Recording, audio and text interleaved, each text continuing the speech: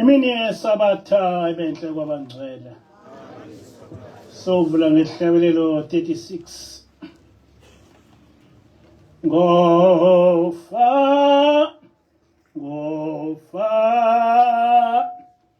ngingenani mina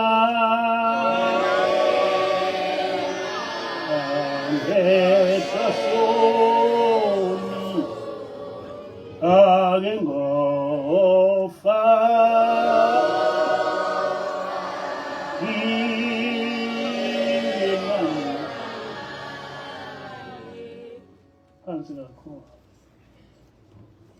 ngofa ngingenani mina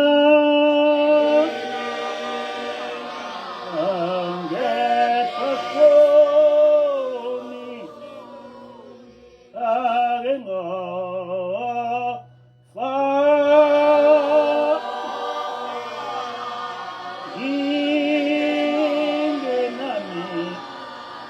ngingenani mina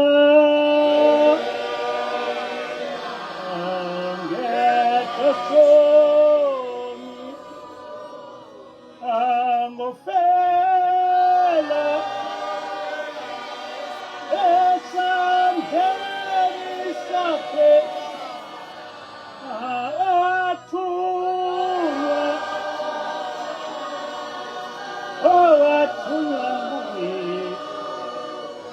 nguye ngofela ofela esandleni sakhe athunywa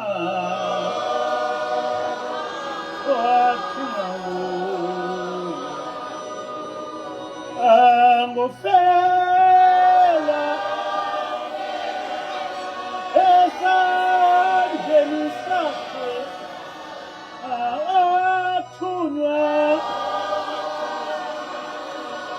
athunywa nguye ngofela esandleni sakhe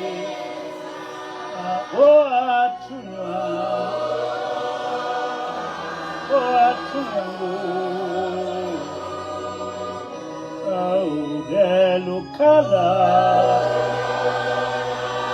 lokhala itilomo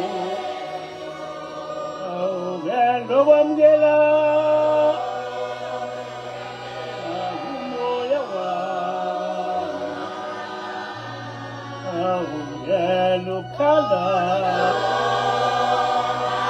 lokhala itilomo lokwamukela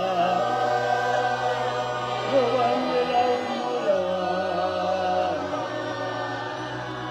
osongena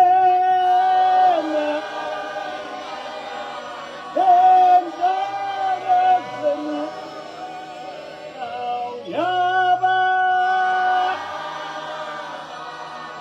yabakhethiwe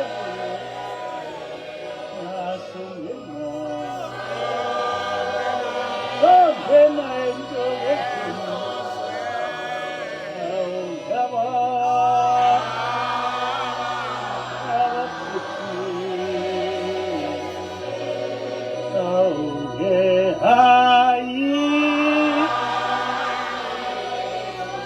Umusana Jehovah,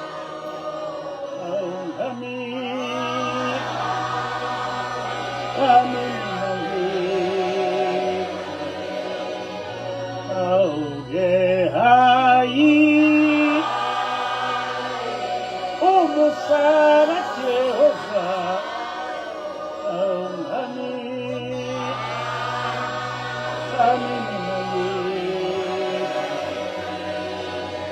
Ebengiba fanele lutho akhophini lakho ebengina fanele ngiphe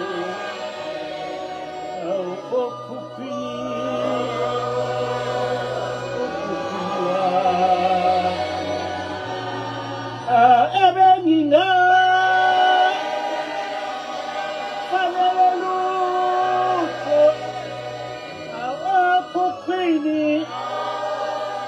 okhuphini kakhulu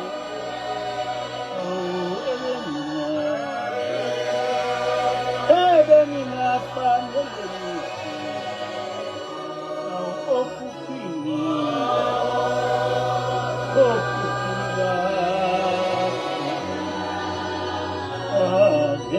namhla sengihamba leli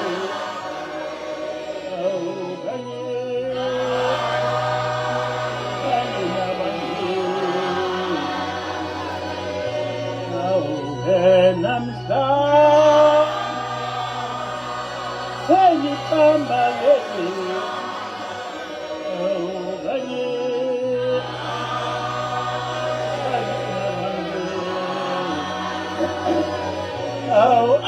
abamagama alotshiwe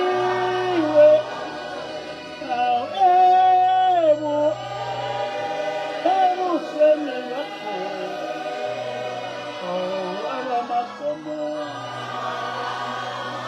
abamagama alotshiwe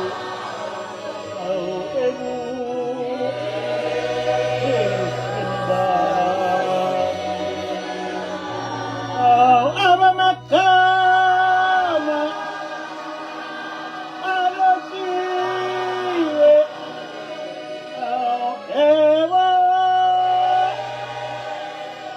ebusweni bakho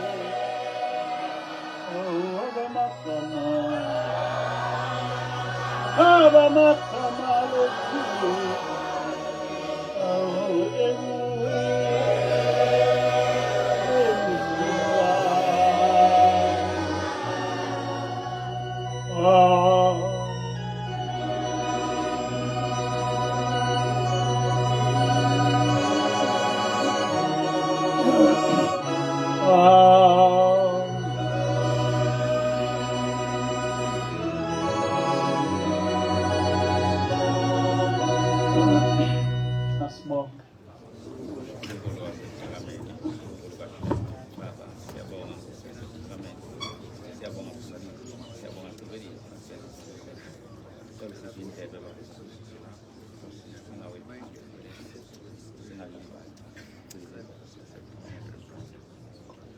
Amen.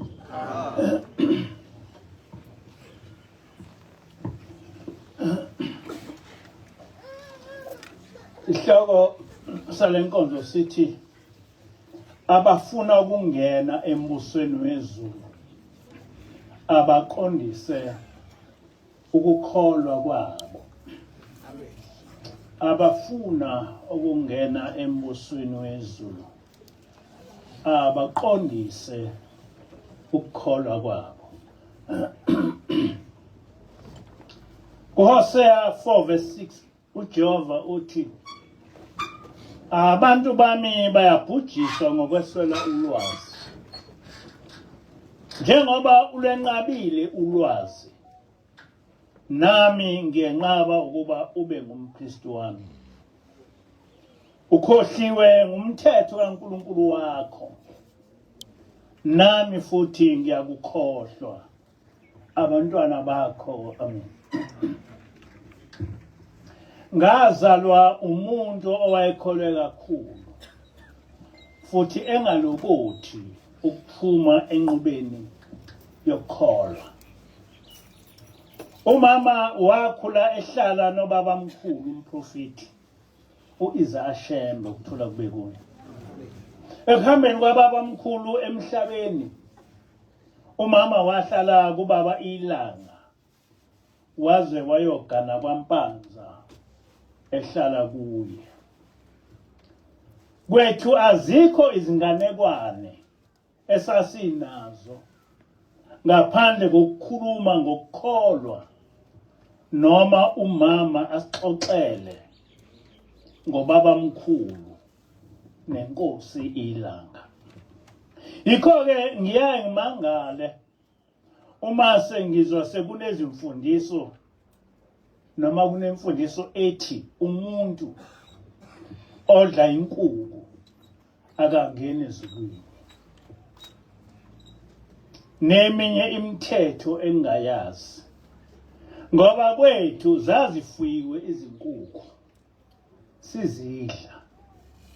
Angazi-ke ukuthi uma kwakunomthetho onjalo kwenziwa yini ukuthi umama engasifundisi ngalowo mthetho. Ngoba ngangihlala naSevela Bahleke, ngahlala naseThembezindle emzini kaShembe. Kodwa imfundiso kababa mkhulu esiyaziyo ukuthi ngaphambi kokuba inkukhu siyihlabe sasigcina endlini idle ummbila izinsuku eziwu7. Emva kwalokho bese siyayihlaba-ke. Cabanga nje umuntu engumgcotshwa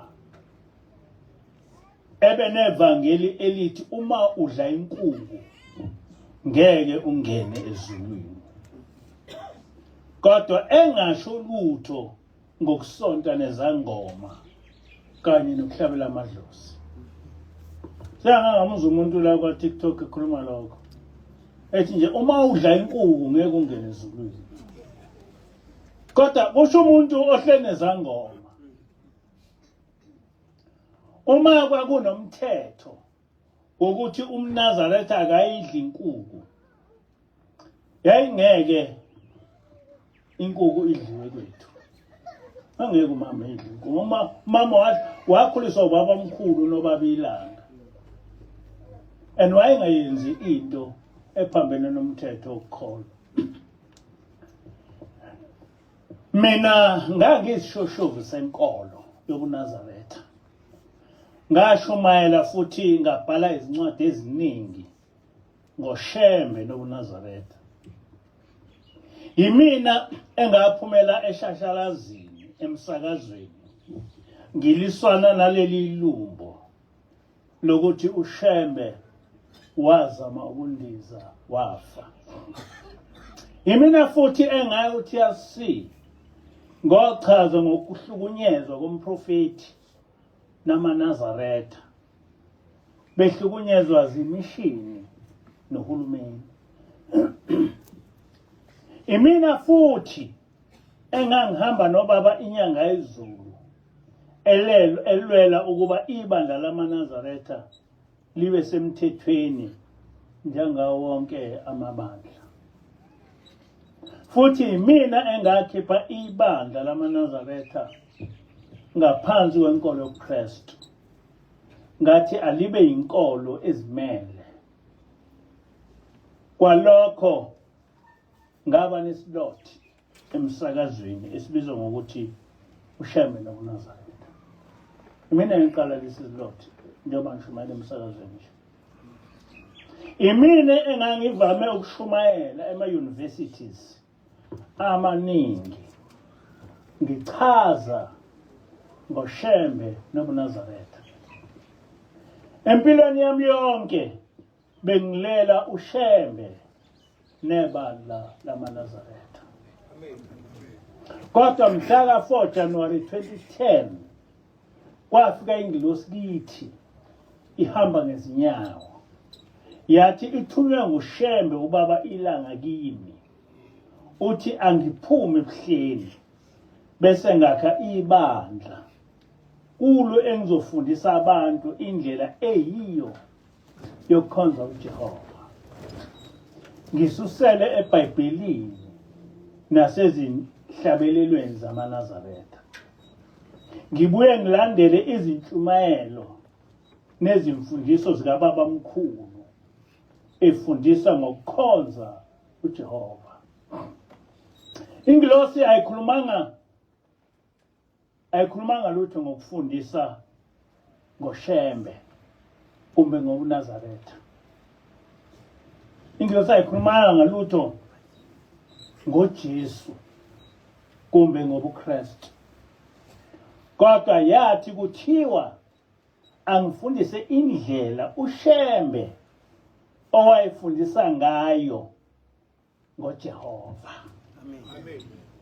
Leyo ke iyona mandate yami kuze kube namhlanje. Niyangizwa ukuthi ngithini? uShembe wathi fundisa ngoJehova. That was an instruction, that was a mandate. Mhla 26 March 2011 ingilosi isizongigcoba njengomholi webandla lamanatha kaNkulunkulu yathi uthi ubaba ilanga uyabonga kuwo wonke umsebenzi owenzile ulwela uShembe nebandla lamaNazaretha. Kodwa manje usuthunywa ukuthi ushumayele ngoJehova ufundise abantu indlela eyiyo yokukhonza uJehova. Niyawuzwa umehluko. Kule nkulumo yengilosi imfundiso ngoShembe nobuNazaretha yasuswa kimi, kodwa esikhundleni lathi ilizwi uyofundisa abantu ngokukhonza uJehova. Ukhiye wevangeli lami ngokukhonza uJehova. Amen. Le ncazelo ngiveza ukuze amaKristu namaNazaretha aqonde ukuthi njengamanje izimfundiso zami azisekho ngoShembe nobuNazaretha, futhi azikho ngoJesu nobuKristu, kodwa sezingoJehova nombuso wezulu. Amen. Leli ivangeli elivusa inkolo kaMoshe eyagcwaliswa nguYahusha, njengoba namhla izovuswa kithi nguShembe ubaba mkhulu. Ihlabelelo zamaNazaretha zikhuluma ngoJehova kusukela ekuqaleni kuze kube sekugcineni. Asikhulumi lutho ngoShembe, kepha uShembe nginikezwe ukuthi ngenze ireference ngaye uma ngichaza ngoJehova ukuthi uShembe wafundisani ngoJehova. Kepha uma mina ngenza lokho engikuthunywe nguShembe, amaNazaretha ayaye ehlale engithuka ethi ngilihlubuka ebandleni lamaNazaretha. Asho ngoba engasangizwa ngikhuluma ngoShembe njengoba ngangenza ngaphambili. Ngaphambili ngangenza into esuka kimi eyugqozi lwami. But today I am sent. I am a messenger of God. Amen. Kodwa kusukela ku-2010 ngathunywa nguye uShembe ukuthi ngishumayele ngoJehova. Engikwenzayo angisuswa lugqozi njengakuqala, kodwa ngithunywe ngokwasezulwini. Ekufundiseni kwami ngiholwa ingilosi ukuthi kumele ngifundiseni ngani, ngithini. Yikho-ke ivangeli lami seligxile nakumaKristu, ngoba leli ilizwi lezulu elimema bonke abantu abafuna ukubona umbuso wezulu, irrespective of whether umKristu noma umNazaretha. Kukhona umehluko phakathi kokwenza kwamaKristu nokwenza kwamaNazaretha uma sekuze ekukholweni. AmaKristu amaningi akholwe ngempela, kodwa akanalwazi ngenkolo yawo. Kodwa amaNazaretha amaningi anolwazi ngenkolo yawo, ngoba isehlabelelweni zamaNazaretha, kodwa angamahlubuka. Amhlubukile uJehova nobaba mkhulu. Ngenxa yokuthi kunezinto eziningi enkolweni yamaKristu nawo angazazi, ivangeli engithunywe lona ngelokuba ngicacise ngale nkolo abayilandelayo. Uma sebenolwazi ngenkolo yabo okunguKristu, sebengalandela noma yiphi inkolo ngokuthanda kwabo, kodwa kube inkolo ehamba ngokwezimiso zikaJehova ezalethwa kithi nguMoshe. Ukwazi ngenkolo okuyo kubaluleke kakhulu, ngoba kuHosea 4:6 uNkulunkulu uthi abantu bakhe bayabhujiswa ngenxa yokweswela ulwazi. Ngakho-ke namaKristu akabhujiswe ngokuhlubuka uJehova njengamaNazaretha, hayi ngokuhlubuka uJehova bengaboni ukuthi sebengamahlubuka kumenzi wezulu nomhlaba. Ukuze inkolo uthi uyayazi, kumele wazi umlando wayo. AmaKristu afundiswe ukuthi uyahusha eBhayibhelini owaziwa ngokuthi nguJesu wayengumsunguli wobuKristu. Ilokho amaKristu akwaziyo. Kodwa akunjalo. Uyahusha wayeliJuda engaphansi kwenkolo kaMoshe, naye ehlale egcizelela ngokugcinwa komthetho kaJehova njengokufundiswa kukaMoshe. Bheka uMathewu 5:17 kuya ku9 noMathewu 7:21-23. AmaKristu akazi ukuthi uYeshua wayengaphansi kwenkolo kaMose. Kodwa kuyacaca ngisho kwiNew Testament ukuthi wayengaphansi kwenkolo kaMose, wayefundisa inkolo kaMose, kodwa abakuboni lokho. Ngoba bathatha abakutshelwa abelungu, hayi abakufunda eBhayibhelini. Futhi uyahusha owayengumprofeti enkolweni kaMoshe wafa ngo-33 AD ubuKristu bungakabi bikho noma bungakabi khona emhlabeni. Those two things, or those two keys, are very important. Ukuthi wazi ukuthi uyahusha wayesenkolweni kaMose, hayi enkolweni yobuKristu. Futhi wazi ukuthi uYeshua wahamba emhlabeni ingabikho inkolo kaMose. Inkolo kaMoshe yasungulwa nguYahuwa entabeni yaseSinayi cishe ngo-1447 BC. Yafikela abantwana bakwa-Israyeli ababeholwa nguMoshe. Kungabikho ubuKristu. Kungakabi bikho ubuKristu. Elinye lamabandla amaJuda elalaziwa ngokuthi iNazarene sect lasungulwa laholwa nguJohane, okwathi emva kwakhe laseliholwa nguYahusha, kwalandela uJames, kwasekugcina umpostoli uPaul. AmaKristu akakwazi lokho. Those are the very important things. Kodwa amaKristu akakwazi. Yikho ngithi akayazi inkolo yabo. Ekhasini 25 lencwadi kaRalph Shaul ethi The Nazarenes Betrayed, Beaten and Begotten, lo mlobi uthi, we know the Nazarene sect was established by the great prophet John the Baptist, who was given the way of salvation by Yahuwah. Kodwa amaKristu afundiswe ukuthi nguJesu yedwa oyindlela. Asho ngokukhulu uJesu yena ndlela, indlela leyiqiniso. Abalazi kuleli gama ukuthi indlela sukaphi. Ngoba ngisho kwi-Old Testament likhona.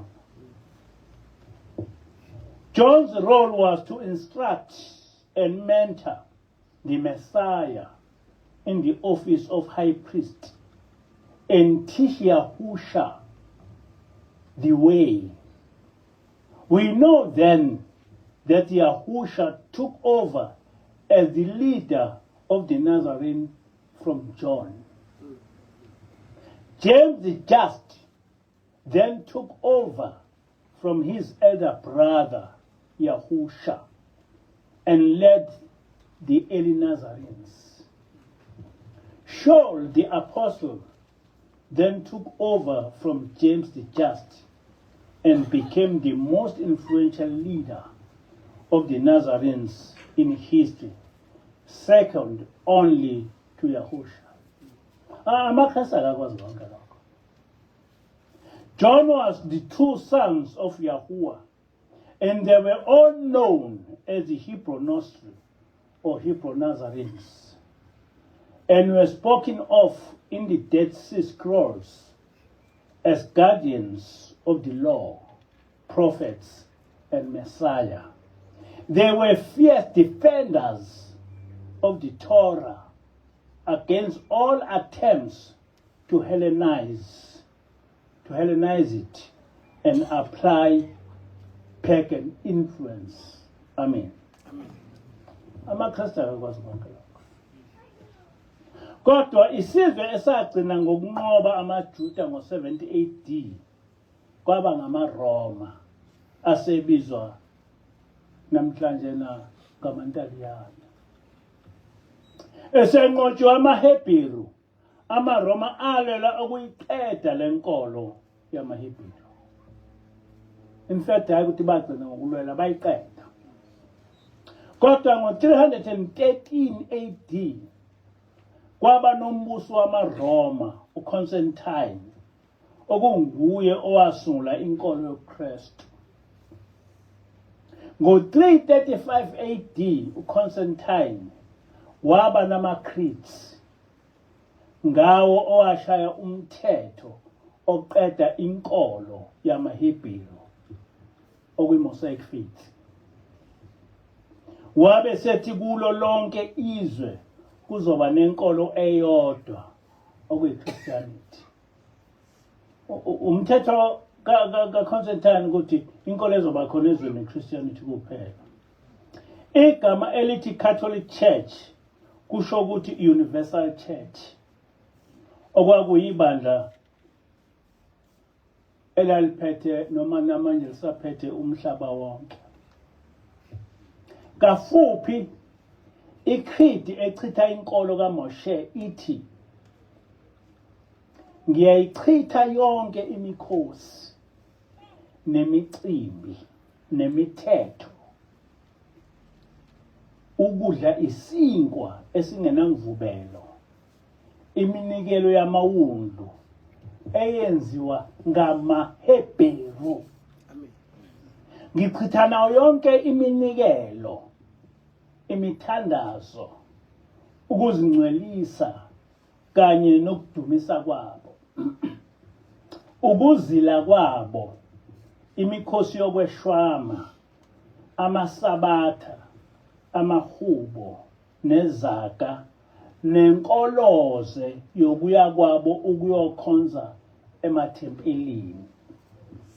Mina ngokwami ngithi angikufisi nakancane ukuthi kube khona ukubuya kule nkoloze yamaJuda, noma ukutholakala ngidla namaJuda, noma ngenza imikhosi kanye nabo, noma ngandlela thile kukhulunywa nabo ngasese, kuphikiswana noma kugxekwa inkolo yobuKristu. Kunalokho uma kukhona ukukhuluma nabo, kufanele kube ukuthi bayatshelwa ngokusobala ukuthi bashiye lo msangano wabo wenkolo yamaJuda. Amen. Amen. Lento ibhale kumaKristu amaKristu, kodwa amaKristu angazi noma bayawazi noma bayawaziba, I don't know. But I've never heard amaKristu ekhuluma ngalento. Nje uma kukhulunywa ngenkolo yamalokhuza yamaHebheru kukhulunywa ngenkolo kaMose.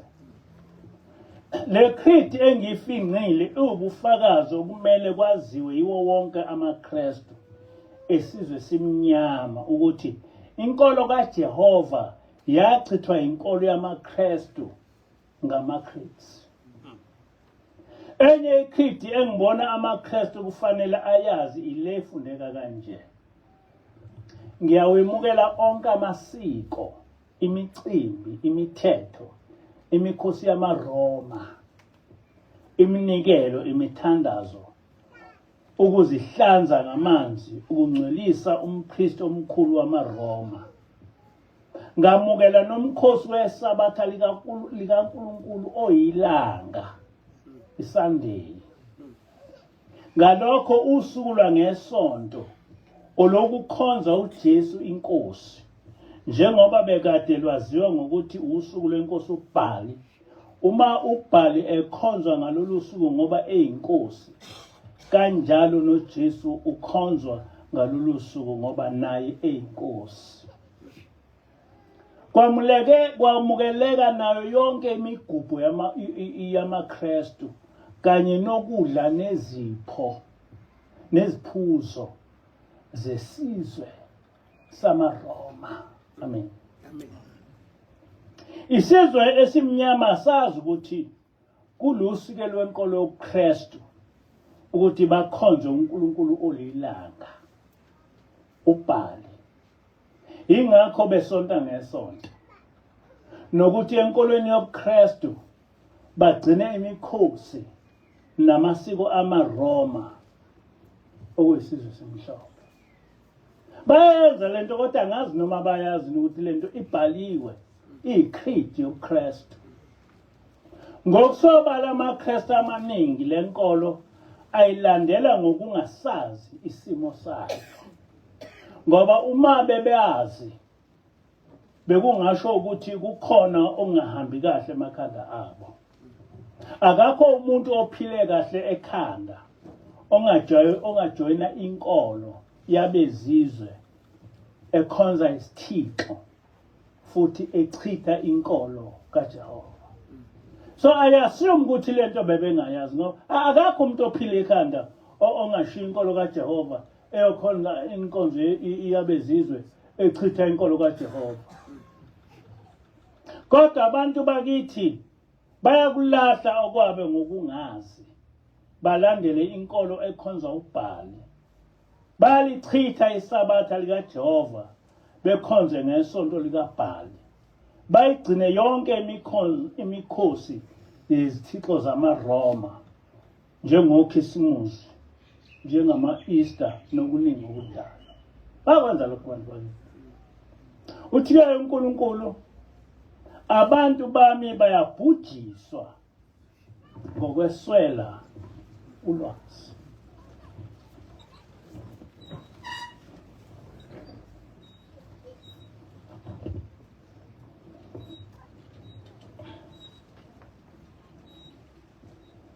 uNkulunkulu uyakujezisa noma ungazi uma wenza into esinengiso kuye.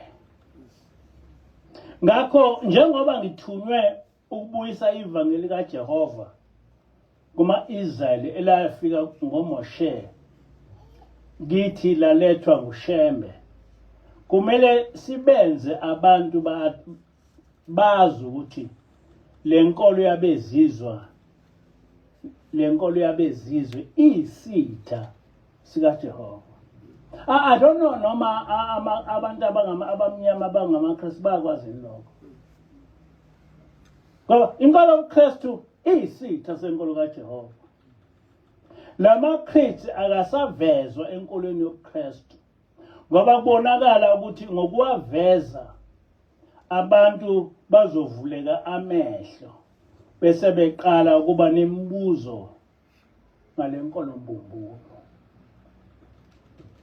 Esikhundleni salamaKristu kwakhiwa iBhayibheli, kwasekwenziwa sengathi ungawugcini umthetho kaNkulunkulu kususelwa ekhumusheni imibhalo ethize kwiTestamenti elisha nelidala.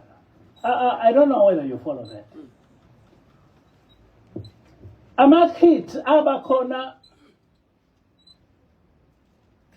ngo-335 AD. iBhayibheli labakhona long time after amaKristu abakhona. Kodwa sekuye ukuthi mangabe abantu bengaligcina isabatha noma bengawugcina umthetho kaNkulunkulu bese befunda eBhayibhelini. Niyabona ukuthi abelungu bahlambe kanjani. Bese bethi uIsaiah wathi uJeremiah wathi. But ngenkathi benza ama-creeds they never refer to iBhayibheli ngoba babachitha abaprofeti bonke bakwa-Israyeli babachitha nemibhalo yonke yakwa-Israyeli bayichitha. Now how come now do they quote imibhalo yakwa-Israyeli eBhayibhelini when ama-creeds ayichitha leyo mbhalo? Do you see ukuthi le nto does not make sense? Kanti akunjalo. iBhayibheli lavela sekuneminyaka eminingi abakhona ama-creeds achitha inkolo kaMoshe. Uma amaKristu echitha isabatha, echitha umthetho wokusoka, ethi akasaphili ngaphansi komthetho, ayaye acaphune izincwadi ezithize eziseBhayibhelini. Kanti ngokuchitha umthetho kaJehova sebengabalahliwe embusweni wezulu. Matthew 5 verse 17 to 19. Washo uYeshua wathi uma ngabe uchitha umthetho kaNkulunkulu ubuye ufundisa abantu ukuthi bechithe umthetho kaNkulunkulu awusabaliwe ezulwini. Washo uYeshua. Kodwa amaKristu don't quote uYeshua, they quote ulokhuza uPaul ozochitha uYeshua. Does that make sense? Because uYeshua wayelokhuza wayesemkolweni kaMose. So wakonfirma konke okusho uMose bese bethatha uPaul ochitha okusho uJesu. Kodwa bese ngomlomo bethi no, silandela uJesu. Which Jesus are you talking about? La ukhuluma ngalo Jesu wakhiwa. Because uJesu uYeshua lo engumHebrew confirmed inkolo kaMose. He was under inkolo kaMose. Ngifuna umuntu ongumKristu engiphikise kule nto engiyikhuluma. Because ngikhuluma into historical factual. Esikhundleni sokukhuluma ngenkolo kaMoshe,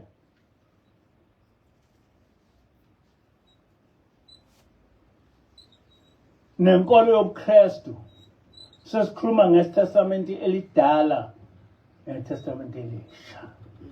Angazi ukuthi niyizwa lethu. Esikhundleni sokuthi sikhulume ngenkolo kaMoshe nenkolo yobuKristu, inkolo kaConstantine, sesikhuluma ngeTestamenti elidala neTestamenti elisha.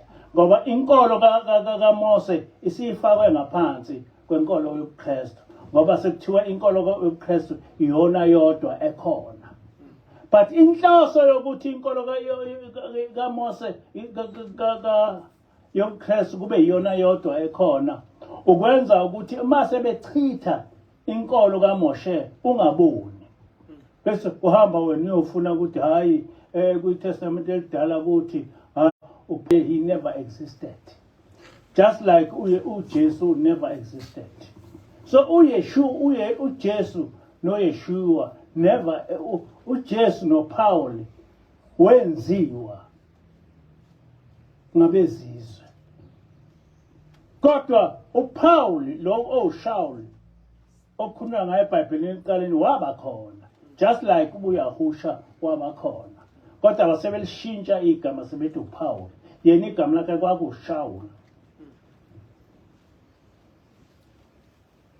Ngenxa yokuthi yonke inkolo isibuso ubuKristu, inkolo kaMoshe isiTestament elidala. Lobu buqili benzelwe ukuthi kuthi uma bechitha inkolo yamaHebheru kube sengathi ichithwa ngabaprofeti bawo amaHebheru. Ngoba uma bekhuluma ngelokhuza ngesivumelano esisha, they quote uJeremiah. But how? Because i-creed ichitha yonke into. Futhi uJeremiah wayengakhulumi ngamaKristu, wayekhuluma ngamaHebheru. Ufakazi balokho sikuthola emibhalweni kaJerome. owabe engufata enkolweni yamaRoma. Lo mfundisi ukhuluma kanje. Kufanele ukuthi esikhathini samanje sike sibhekisise laba abahlubuko ababizwa ngokuthi bangamaNazaretha noma amaNazarenes. Ngisho babheka nje uyabona ukuthi bangamaJuda. Ayikho enye into. Kukhulunywa le nkulumo ikhulunywa umfundisi ngufata wamaRoma. Ibhalwe phansi. Abasasebenzisi iTestament elisha kuphela, kodwa baphinde basebenzise nalelo elidala lamaJuda. Ngiyezwa ukuthi amaKristu amaNazaretha abekwa icala ukuthi akasebenzisi iTestament elisha kuphela. Babuye befunde iTestament elidala. Which means ukuthi ngokomKristu amaKristu akafanele efunde iTestament elidala. Ngamanye amazwi amaKristu akufanele azilutho ngoJehova ngoba uJehova wachithwa ngamaCreeds. But Christians don't talk about that. AmaNazaretha akayichithi imithetho yamaJuda nabaprofeti nemibhalo yabo. Ngalokho kwenza baba ngabamukelekile kumaJuda njengoba bengahluke ngalutho kuwona. Basho zonke lezi zinto ezifundiswa emabandleni abo amaJuda. Okuhlukile ngabo kumaJuda ukuthi bona bayakholelwa kuMesaya uJesu Kristu. Bafundisa nokuthi kukhona uNkulunkulu oyedwa kodwa uJesu indodana yakhe. Ngamanye amazwi amaKristu afanele efundise ukuthi uNkulunkulu uyedwa. Kufanele njengoba njena bona ngamanye amazwi ngokuKristu uNkulunkulu akayedwa. Njengoba nje bethi khona uyise indodana nomoya ongcwele. uNkulunkulu abathathu. Akusho mina kusho yena umfundisi wamaKristu ukuthi kuyiShebheru bafundisa ngoNkulunkulu oyedwa. Which clearly shows ukuthi akufanele befundise ngoNkulunkulu oyedwa. Ngokusobala inkolo yobuKristu ifundisa ukuthi sinoNkulunkulu abaningi. Uyaqhubeka lo mfundisi wamaRoma uthi balandela yonke imithetho yamaJuda nabaprofeti babo. Bona okubenza ukuthi behluke kwamanye amaJuda ukuthi nje bayamemukela uMesaya. Kodwa ngale kwalokho balandela imithetho yonke yamaJuda ofaka phakathi ukusoka, iSabatha namanye amadili amaJuda. Amen. Angazi ukuthi yini enza ukuthi umuntu ohlaniphile umuntu omnyama engayiboni lento ukuthi khona imbumbayela. Because all the time they say iSabatha usibanibani wathi iSabatha. Kodwa amaCreeds amaKristu achitha iSabatha. AmaCreeds amaKristu achithwa ukusoka. Why? Because iSabatha uNkulunkulu wathi lokhuza. Wathi lini?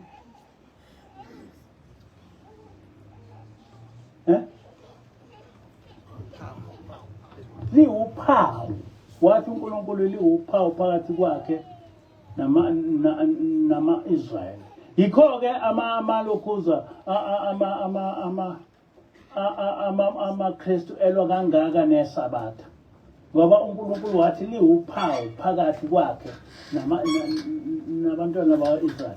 uNkulunkulu wathi ukusoka kuwuphawu phakathi kwakhe nabantwana bakaAbraham. So amaKristu ngoba abezizwe abafuna ukuzwa lutho ngeSabatha, abafuna ukuzwa lutho ngelokhuza ngokusoka. Uyabulawa kabuhlungu uma utholakala usoka ngoba kufanele ukuthi wahlukaniswe noNkulunkulu wakho okunguJehova okungumenzi wezulu nomhlaba. But black pre-Christians don't see that.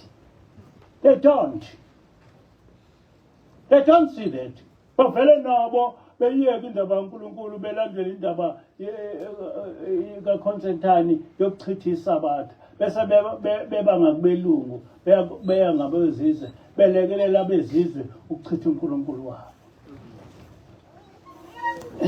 Uma iTestament elidala kungesilo elenkolo yamaHebheru, pho amaKristu enqatshelelwane ukulifunda, amaNazarenes anqatshelelwane ukugcina iSabatha, ukusoka okungumthetho wenkolo kaJehova. Why amaKristu kufanele elwe nokugcina kweSabatha? Yini abahluphile? Yini amaKristu elwe nokugcina kokusoka? Yini abahluphile? Into ebahluphe ukuthi utheni uNkulunkulu iSabatha liwuphawu phakathi kwakhe nabantwana bakwa-Israyeli. Abafuni ukusoka ngoba kuwuphawu phakathi kwabo nabantwana baka-Abraham. Ngiyazi ukuthi ama-fanatics enkolweni yobuKristu azozama ukuzivikela kulokhu esikuvezayo. Yize siveza amaqiniso omlando bona abangawazi. Kodwa abantu abahlakaniphile bazobona ukuthi balandela into eyakhiwe ngobuqili obumangalisayo. Izizwe ezimhlophe zisesuse kuNkulunkulu wokhokho bethu. Noma uMkristu mangabe uhlakaniphile uzoyibona lento ukuthi senziwe iphupho lapha. Sisusa uNkulunkulu wethu. Uthatha sokhonza uNkulunkulu wezizwe. That's a fact. Noma ngaqhamuka uMkristu ofunde kangakanani, I'll tell him this because this thing is in writing. Njengoba sesichazile, okokuqala uYahusha wayeliJuda, okuyisizwe esiyizitha ezinkulu zamaRoma. Nowazisholo ngokwakho ukuthi inkolo yakwa-Israyeli ingahlanganisi nabezizwe. Sekaningi sichaza ukuthi ngo-1492 uPope Alexander VI wayalela ukuba kudwetshwe isithombe somfana wakhe uCaesar Borgia. Esedwetshiwe lo mfana, uPope wanquma ukuthi lesi sithombe sifakwe kuzo zonke izindlu zamasonto ngoba sekuyiso esesinguJesu. Uma uJesu wake waba khona, kwakungeke kuyekwe isithombe sakhe bese esikhundleni saso kube isithombe somunye umuntu. Into enjalo ayikazenze. I always wonder ukuthi amaKristu abafundisi nodokotela abayazi lento. Don't they know ukuthi uJesu osesithombeni uCaesar Borgia? Don't they know that? Uma ngabe uJesu wakwaba khona, wangathathwa kanjani isithombe somunye umuntu bese kuthiwa uyena Jesu? Njengoba njena umprofeti u-Isaiah Shembe sengadwetshwa omunye umuntu bese kuthiwa u-Isaiah Shembe kuyekwe isithombe sika-Isaiah Shembe. Ngoba phela ukwakha iy'thombe yinto yasemandulo, khona ngisho iy'thombe zabantu zo-BC. Ziningi kakhulu izincwadi zomlando ezithi iNazarene sect engavezwa eBhayibhelini kwakuyisect eyayiholwa nguJohane, emva kwakhe kwaba nguJesu, kwalandela uJames, kwagcina uPaul. Yikho-ke kwiZenzo 24 verse 5 kuvela ukuthi uMphostoli Paul wayengumholi wehlelo lamaNazaretha. Kodwa ngobuqili obuyisimangaliso leli qiniso lafihlwa ngisho kwiTestament Elisha, kwavezwa abaFarisi nabaSadusi kuphela. Into ingimangaze ukuthi ziningi izifundiswa ezimnyama engiyeke ngizithole zihlaziya iBhayibheli, kodwa zingasho lutho ngamaCreeds obuKristu, ngawo umsunguli wobuKristu owaqedwa inkolo kaJehova. Ungabezwa bethi kwachithwa inkolo yethu, besho inkolo yomdabu. kodwa ngokomlando inkolo yethu inkolo yamaHebheru. uYahuwa wasiyekisa zonke izinkolo zabanye onkulunkulu sayemukela ngokwethu inkolo kaJehova emva kokuba esikhiphe ebuqilini baseGibhithe. Ithine sayocela usizo kuJehova emva kokugqilazwa nguFaro. Abanye onkulunkulu abasizanga ngalutho. Njengoba ngishilo ekuqaleni, mina ngasuswa ngokusemthethweni ebandleni lamaNazaretha. Lathi izwi angishumayele ngoJehova njengoba kwakwenza uShembe ubabamkhulu.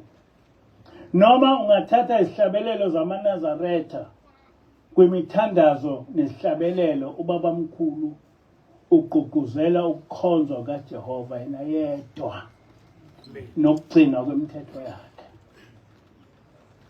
Kusobala ukuthi ezulwini kwabonakala ukuthi lamaNazaretha akwaShembe asephumile evangelini elalishunyelwa nguShembe umprofeti. Kwase kuthunywa thina ukuzolivusa lokhu, ukuzovusa lokhu kukholwa kwasezulwini nge-NCG. Angisho ukuthi abantu abajoyine ibandla lamanazareta kaNkulunkulu, kodwa ngigqugquzela onke amakholwa ukuthi alandele i-Mosaic faith eyaqhutshwa ngubabamkhulu ukuba sigcine imithetho kaJehova owayiletha kithi ngenceku yakhe uMose. Ngifisa ukuthi amaNazaretha namaKristu engadideki. Mina ngithunywe ukuthi ngizovusa i-Mosaic faith lapha e-Afrika eyalethwa nguShembe ubabamkhulu. Mhla ingilosi ifika phakathi kwethu yafika sifundisa incwadi ivesi lesithathu lomthandazo weSabatha. Yathi wathi uShembe, mesabeni uJehova zukulwana ngezizukulwana nigcine imithetho yakhe owanilobela yona uJehova ngenceku yakhe uMose ukuze kudumisa kwenu kwamukeleke kuThixo wenkosi. Yasithi ingilosi yini endidile ngoba le nkulumo iyodwa ihlanganisa yonke into yokuthi landelani inkolo kaMose. NoYeshua wafika washo njalo, wathi angizile ukuzochitha umthetho kaNkulunkulu nezimfundiso zabaprofeti, kodwa ngizogcwalisa. Uthi-ke uma kuqhamuka umuntu enifundisa ukuthi ningawugcini umthetho kaNkulunkulu, ebuye naye engawugcini ebuye efundisa abantu ukuthi bengawugcini umthetho kaNkulunkulu, lowo muntu akabaliwe ezulwini. Kodwa umuntu obaliwe ezulwini umuntu ofundisa ogcina umthetho kaNkulunkulu, efundisa abantu ukuthi begcine umthetho kaMose.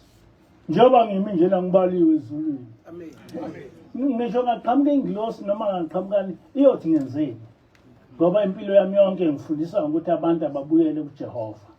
Noma ungumKristu noma ungumNazaretha, buyela kuJehova ngoba akakho uNkulunkulu onezulu ngaphandle kwaJehova. uShembe noJesu bezela uzosifundisa ngoJehova. Inkosi busisile. Amen.